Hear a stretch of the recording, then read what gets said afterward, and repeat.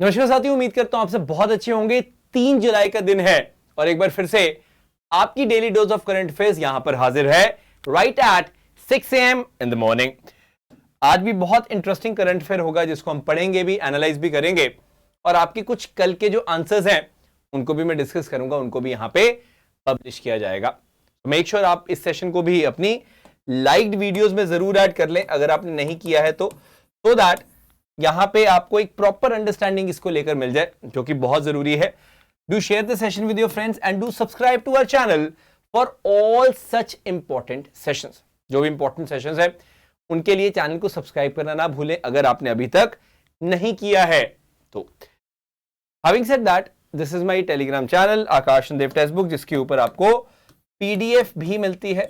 So make sure आप इसको join जरूर कर लें ताकि आपको हमेशा रेगुलर बेसिस पे पीडीएफ मिलती रहे, जो मेरे हिसाब से बहुत ज्यादा इंपॉर्टेंट है और आपको यहां से काफी ज्यादा जो क्लैरिटी है वो मिल जाएगी।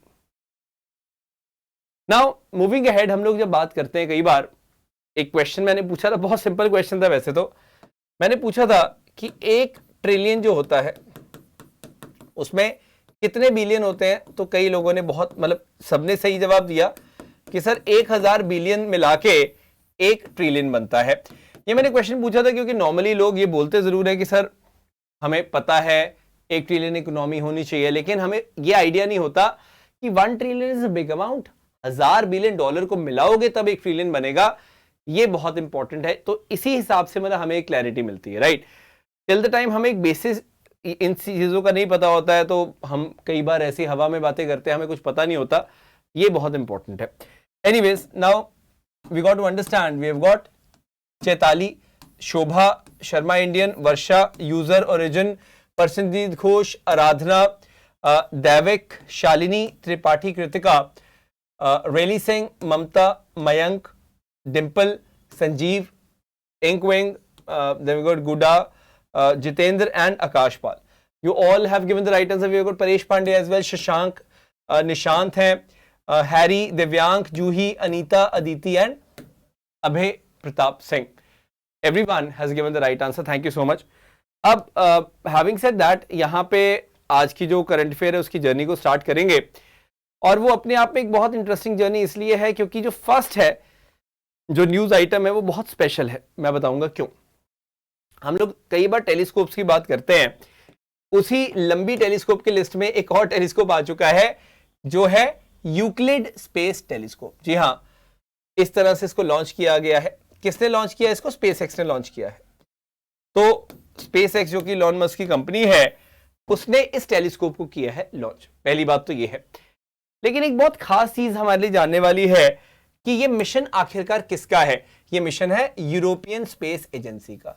ये तो कई बार आपको क्वेश्चन आएगा बेटे कि ये मिशन किसका है, यूरोपियन स्पेस एजेंसी का है। ये मिशन किसके नाम पे रखा है, कभी आपने सोचा है? यूक्लिड जो है 300 BC में एक ग्रीक व्यक्ति था। He was a Greek mathematician. क्या मैं सही हूं? यूक्लिड एक ग्रीक मैथमेटिशियन था, ज्योमेट्री में उसने बहुत काम किया था। तो उसी के ऑनर में, यूक्लिड के ही ऑनर में इसका नाम क्या रखा गया है? Euclid space telescope. इसके बारे में आपको बताऊंगा। बेसिकली क्या है ये? वाइड एंगल स्पेस टेलीस्कोप है। पहली बात तो वाइड एंगल तो रखना ही पड़ेगा क्योंकि हमें अगर अच्छी एक्सप्लेनेशन करनी है, it has to be wide angle. आजकल फोन में आता है ना वाइड एंगल, ये बहुत वाइड एंगल है। मैं आपको एक जस्ट आइडिया देने के लिए मैं बता रहा हूं, इसको ध्यान से समझना कि it has got a camera and जो कैमरा है वो है 600 मेगापिक्सल का। 600 मेगापिक्सल्स का इसके पास क्या है? एक कैमरा भी है। तो आप खुद अंदाजा लगा सकते हैं कि कितना सोफिस्टिकेटेड इंस्ट्रूमेंट है ये, जहां पे हम बात करते हैं यूक्लिड स्पेस टेलीस्कोप की। It's actually very important one. Wide angle space telescope है, 600 मेगापिक्सल का एक कैमरा है। और एक चीज आप नोटिस करना है, जो स्पेसएक्स का फाल्कन रॉकेट है ना, उसने इसको लॉन्च किया पहली बात तो।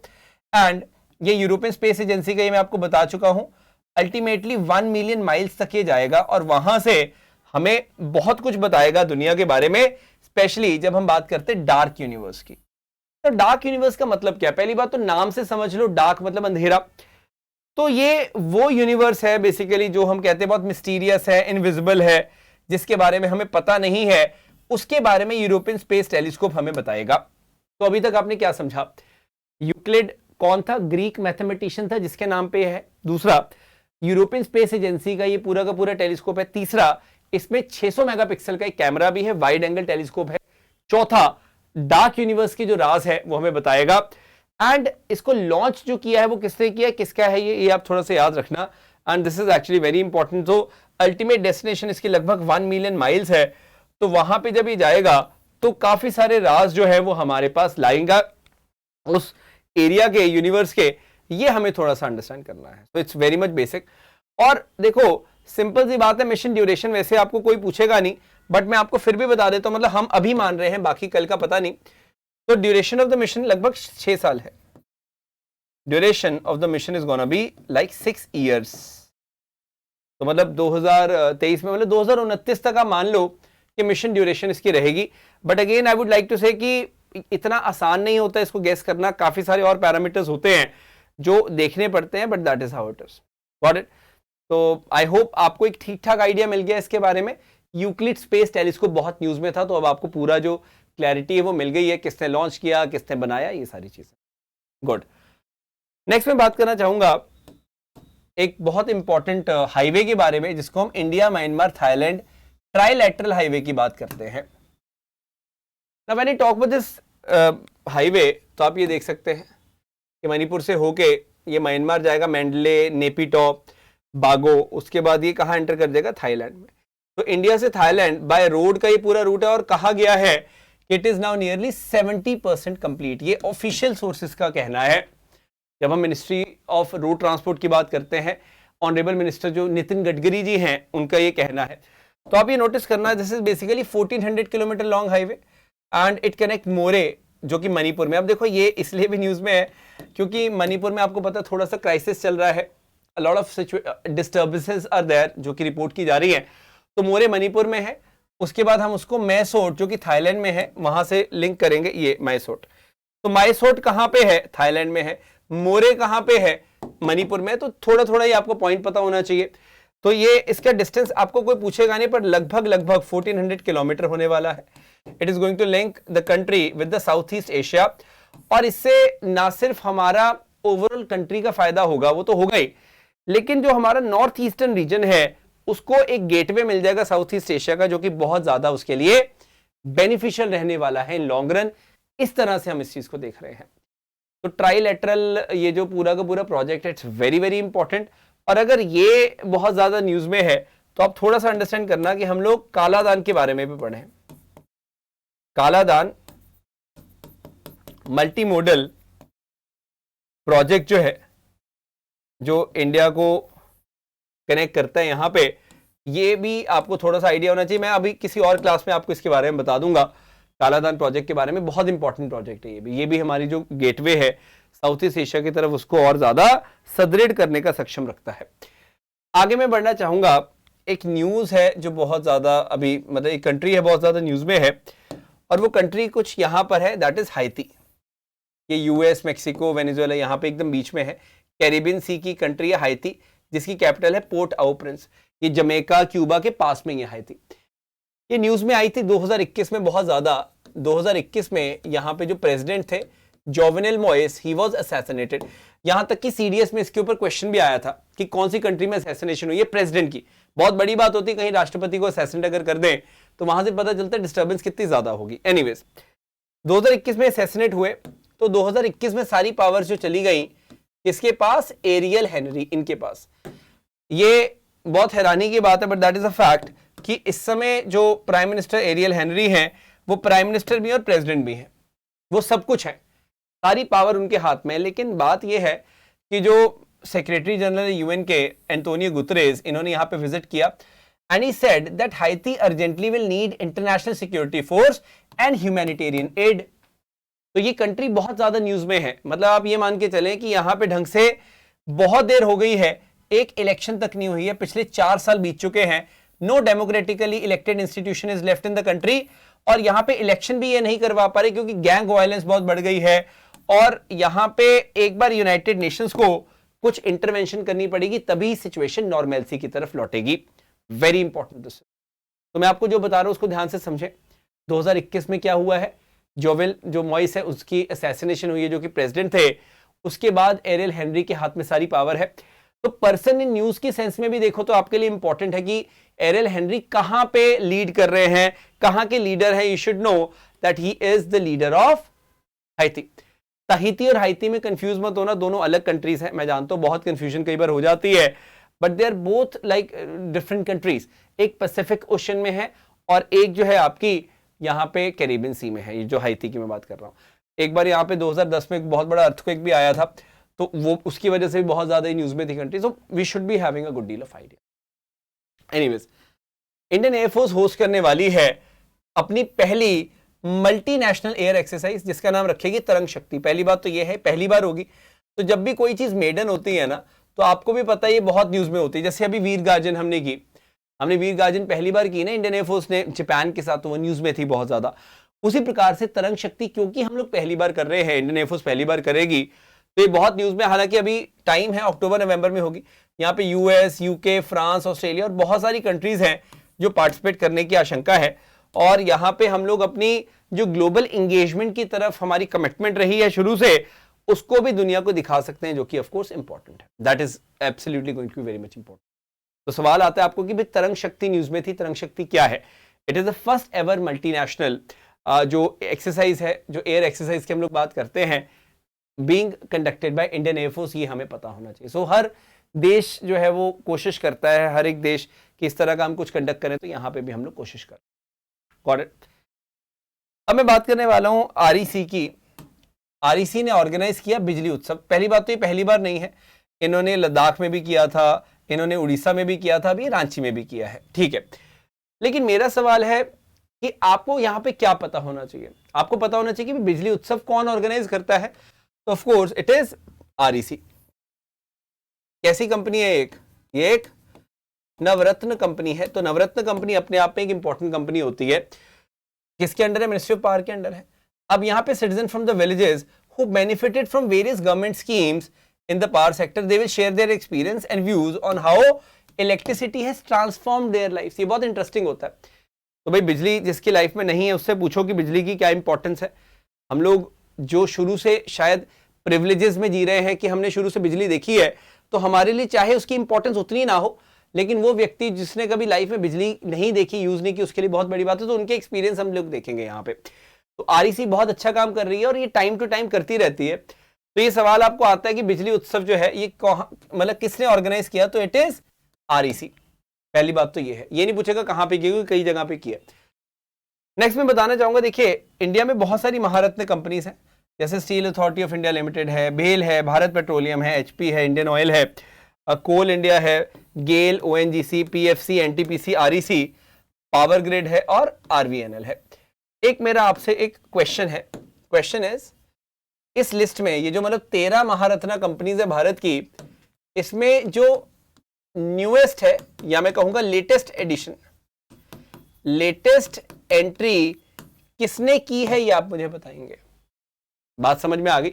बहुत सारी कंपनीज है, 13 कंपनीज है महारत्ना कंपनीज, और इसमें रिसेंटली एक कंपनी ने ज्वाइन किया था। तो आप बताएंगे कौन सी कंपनी है जिसने जस्ट अभी ज्वाइन किया है इसको। वेरी मच इंपॉर्टेंट, तो वो आप बताएंगे। एनीवेज, अब नेक्स्ट जो है बहुत इंपॉर्टेंट एक न्यूज आइटम है, उसके ऊपर मैं आपको लेकर चलूंगा। देखिए अब ध्यान से सुनना इस चीज को जो मैं आपको बताने वाला हूं।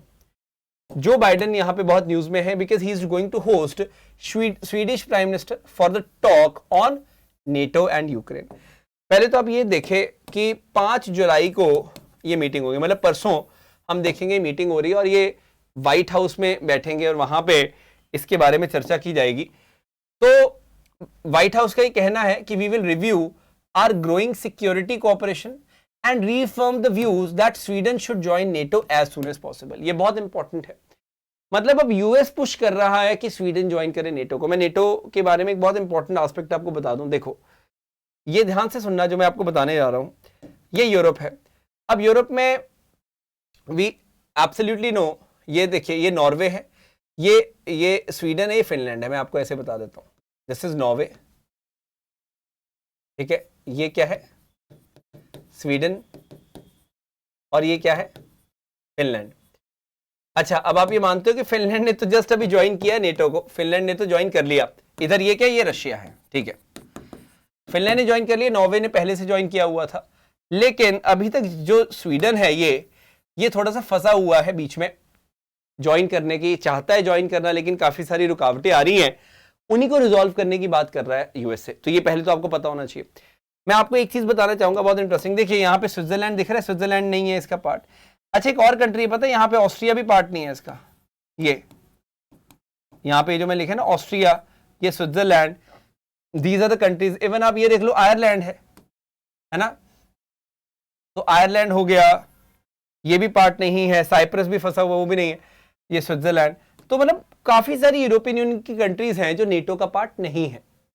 तो एक छोटा सा क्वेश्चन है मेरा, नेटो के हेडक्वार्टर्स का है, आप बताएंगे where are the headquarters of NATO located. Anyways, तो ये बहुत एक इंपॉर्टेंट न्यूज आइटम है जो आपको पता होना चाहिए कि भाई Biden is going to host यहां पे प्राइम मिनिस्टर ऑफ स्वीडन, और उनका जो प्रोसेस उसको एक्सपीडिएट कराने की कोशिश करेंगे, ऐसा माना जा रहा है।